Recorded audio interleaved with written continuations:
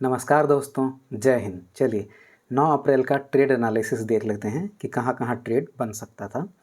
अगर हम देखें तो यहाँ 50,500 का एक साइकोलॉजिकल लेवल मौजूद है। मैं आपको दिखा देता हूँ। ये आप देख सकते हैं यहाँ ये एक 50,500 का एक साइकोलॉजिकल लेवल मौजूद था। तो इस साइकोलॉजिकल लेवल के नीचे नीचे ओपनिंग हुआ है बैंक निफ्टी का। और अगर हम निफ्टी में देखें तो निफ्टी में भी एक साइकोलॉजिकल लेवल था 22,500 का, ये वाला। और इसके नीचे नीचे ओपन हुआ है और अच्छा खासा रेड कैंडल भी बनाया हुआ है। अब हम देखते हैं कि अगर हम बैंक निफ्टी में देखें तो पिछले दिन के चार्ट को अगर हम देखें तो हम देखते हैं कि पिछले दिन ओपनिंग के बाद मार्केट अच्छा खासा अप रहा है और इस साइकोलॉजिकल लेवल के ऊपर ऊपर ही इसने क्लोजिंग दिया हुआ था। इसका मतलब है कि पिछले दिन यहाँ बायर्स हो सकते हैं।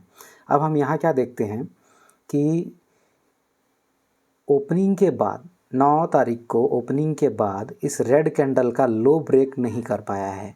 यहाँ आप देख सकते हैं, यहाँ ये जो ओपनिंग कैंडल है इसके बाद यहाँ इस वाले रेड कैंडल का ये जो लो ब्रेक है ये नहीं कर पाया है।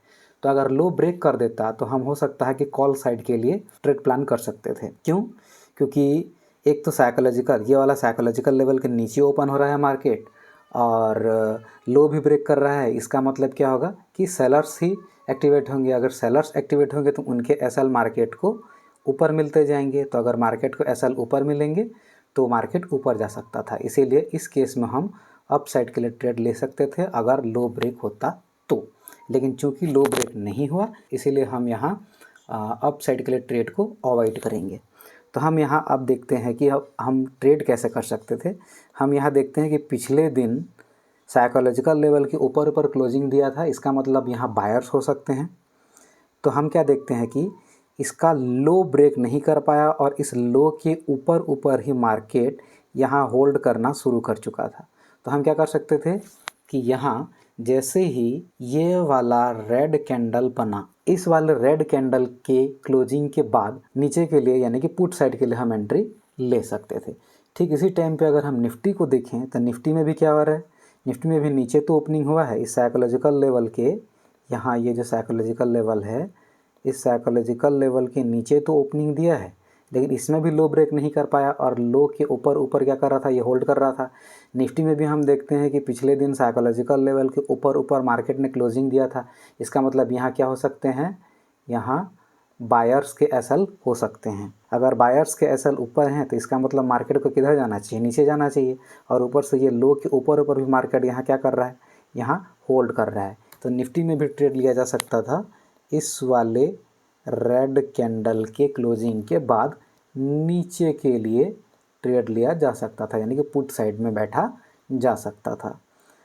अगर हमें कॉल साइड के लिए प्लान करना होता तो लो ब्रेक होना चाहिए था। अगर लो ब्रेक होता, एक तो साइकोलॉजिकल लेवल के नीचे ओपनिंग हो रहा है और ऊपर से रेड कैंडल बना दिया, रेड कैंडल का अगर लो ब्रेक कर देता मार्केट तो लो ब्रेक करने से सेलर्स आते, अगर सेलर्स आते तो उस केस में मार्केट ऊपर जा सकता था। लेकिन न तो निफ्टी और न ही बैंक निफ्टी दोनों में ही मार्केट ने लो ब्रेक नहीं किया, इसीलिए यहाँ पुट साइड का ट्रेड लेना ज़्यादा बेटर माना जाएगा कॉल साइड के ट्रेड के बजाय। तो इस तरह से 9 तारीख का ट्रेड प्लान किया जा सकता था। तो अगर आपको एसएल हंटिंग सीखना है तो कृपया इस चैनल को फॉलो ज़रूर कीजिएगा, लाइक शेयर और सब्सक्राइब करना मत भूलिएगा, बेल आइकन प्रेस कर दीजिएगा ताकि आपको सारे अपडेट्स रेगुलरली मिलते रहें। धन्यवाद। वंदे मातरम।